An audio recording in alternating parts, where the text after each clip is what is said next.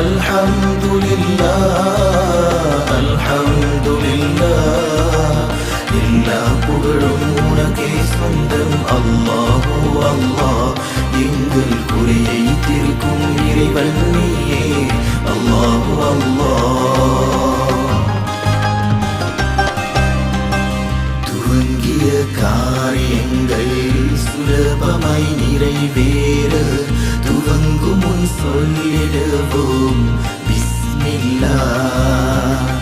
எண்ணங்கள் நிறைவேறாமல்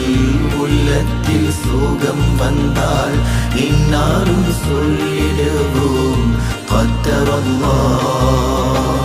வல்லோனின் படைப்பை புகழ சொல்வோமே சுப்ஹானல்லாஹ் நல்லோர்கள் உதவும் நேரம் சொல்வோமே ஜஸாக்கல்லாஹ்